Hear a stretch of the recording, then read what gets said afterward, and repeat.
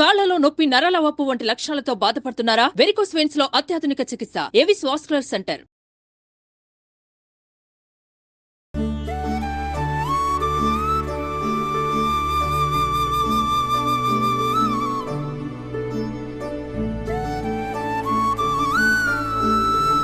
వర్షాకాలపు recipes చాలా చేస్తున్నామండి మనం. అందులో వేపుళ్ళు కూడా వర్షాకాలపు రెసిపీస్. ఏదైనా కొంచెం రసం పెట్టుకుని ఏదో ఒక ఫ్రై తోటి అన్నం హాయిగా తినేస్తాం. అయితే ఎక్కువ ఆయిల్ వేయకుండానే చాలా బలం వచ్చే వేపుడు ఒకటి ఉంది. మామూలుగా ఆలు మనం చాలా బలం వస్తుంది అనుకుంటాం. ఈ ఆలుతోటి బలంతో పాటుగా క్యాలరీస్ బాగా వచ్చి కొంచెం ఒళ్ళు వస్తుంది, వాళ్ళు తినకూడదంట. అయితే ఆలు లాంటి బలాన్ని తెచ్చే ఇంకొక వేపుడు ఉంది, చేమదుంపల ఫ్రై. ఈ చామదుంపలు వేపుడు అంటే ఇందులో పులుసు వేసి వండుకుంటాం, చామదుంపలు పులుసు చేస్తాము, టమాటా ఉల్లిపాయ వేసి ఏదో మసాలాదారుగా కూడా చేస్తాము. ఒట్టిగా దుంపలు ఫ్రై చేయటం ఎట్లాగో చూద్దాం. జనరల్గా చామదుంపలు తెచ్చేటప్పుడు మనం ఇలా గుండ్రటి దుంప తెచ్చుకోవాలి, ఏరుకోవాలి. బెండకాయలు ఎలా ఓపిగ్గా ఏరుతాం అలాగే చామదుంపల్ని ఓపిగ్గా గుండ్రంగా ఈవెన్గా ఒకటే సైజు ఇలా ఉన్న వేపుడు మహా బాగుంటుంది. కండ చాలా రుచిగా ఉంటుంది. ఇది తోకలు వస్తాయి చూడండి, సన్నసన్నగా ఉంటాయి, వాటిని మాత్రం వేపుడికి తెచ్చుకోకూడదు. చూద్దాం ఎలా చేయాలో. స్టవ్ వెలిగించి ఓ చిన్న కుక్కర్ కానీ లేకపోతే ప్రెషర్ ప్యాన్ కానీ పెట్టండి, కాసిన నీళ్ళు పోయండి. మనం ఇది చిన్నదనుకోండి డైరెక్ట్గా చామదుంపలు ఇందులో ఉడికించేసుకోవచ్చు. అదే పెద్ద కుక్కర్ అయితే ఓ గిన్నెలో వేసి పెట్టచ్చు.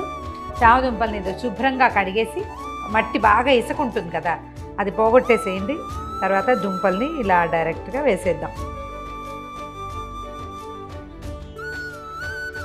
ఈ దుంపలు మునిగే నీళ్ళు పోయండి. కొంచెం పెద్ద కుక్కర్లో పెట్టుకునేటట్టయితే, కుక్కర్లో ఇలా కాకుండా మనం గిన్నె పెట్టేటట్టయితే చామదుంపల్లో నీళ్లు పోయాల్సిన పని ఉండదు. అడుగు నీళ్లు పోయటం, దుంపల్ని కడిగేసి పాత్రలో పెట్టేసేయటం, పైన స్టీమ్ చేసేయటం అనమాట. స్టీమ్ తోటి కూడా ఉడికిపోతుంది. ఓ 4 విజిల్స్ రానిస్తే సరిపోతుంది.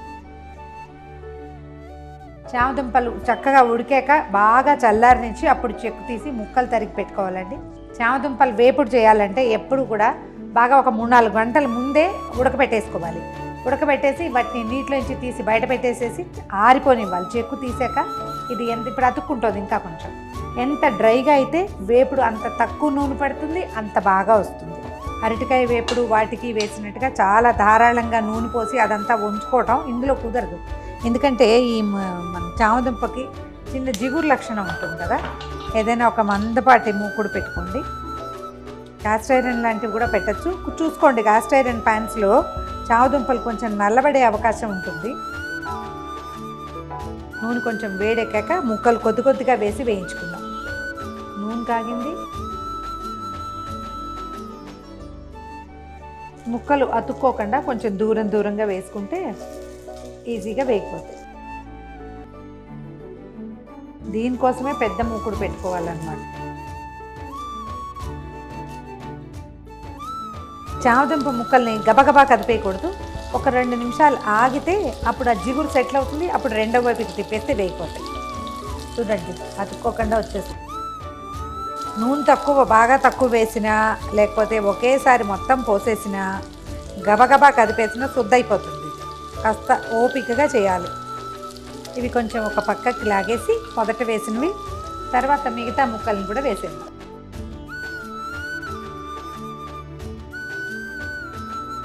మొదట వేసినవి రెండోసారి వేసినవి కొంచెం వంట అలవాటు ఉన్న వాళ్ళకి అందాజుగా తెలుస్తూనే ఉంటాయి. మొదట వేసినవి చూడండి బ్రౌనిష్గా ఉన్నాయి అండ్ ముక్క సులువుగా కదిలిపోతుంది. ఫస్ట్ టైం ఇప్పుడు రెండోసారి వేసినవి కొంచెం నిదానంగా అండ్ కలర్ మారలేదు. ఈ అవగాహనతో చేస్తే వేపుడు ఈ నూనెతోటే మొత్తం వేపుడంతా అయిపోతుంది. మిగిలిన కాసిన ముక్కల్ని కూడా మూడోసారి వేసేయచ్చు. ఒక 2 మినిట్స్ వదిలేసి మూడోసారి వేసిన ముక్కల్ని కూడా కదిపేసేయచ్చు.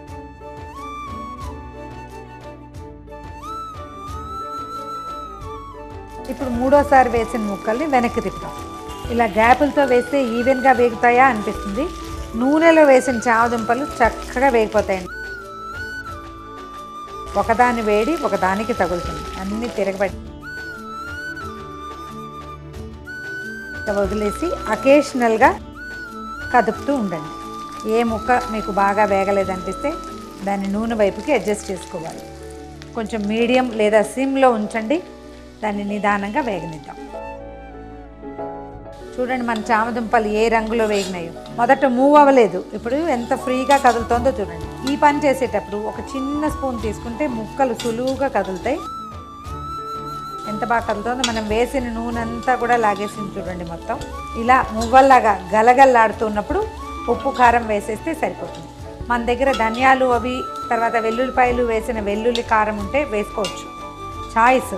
వెల్లుల్లి కారాలు లేవంటే పైన వెల్లుల్లి మాత్రం వేయకండి, దీనికి అంత బాగుండదు. సరిపడా ఉప్పు చల్లేసేయండి. ఎంత గలగల్లాడుతున్నాయో చూడండి. ఓ పావు స్పూన్ జీలకర్ర ఇలా అంటే ఉప్పుతో పాటు వేస్తే జీలకర్ర కూడా వేగిపోతుంది, రుచి బాగుంటుంది. చివరికి వేయకూడదు, మనం పొడి చేసుకునేటట్టయితే చివరికి వేసుకోవచ్చు.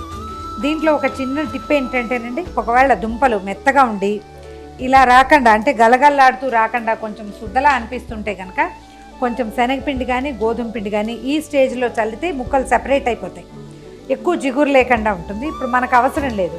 అది ఎప్పుడంటే మనకి బాగా వర్షాకాలం ఎక్కువగా ఉన్న రోజులు ఏమవుతుందంటే జిగురు ఎక్కువగా ఉంటుంది, ఆరదది.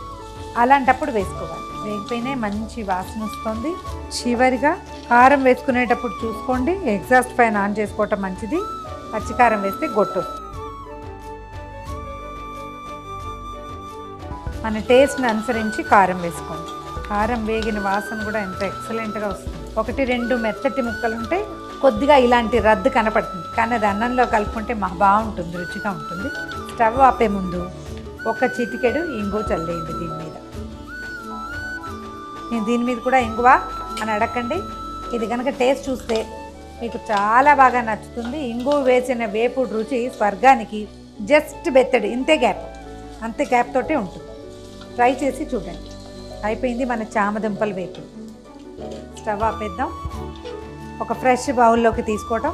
చారు కానీ సాంబార్ కానీ పక్కన ఉంటే ఇది నలుచుకుని తింటే చాలా రుచిగా ఉంటుంది. ట్రై చేసి చూడండి.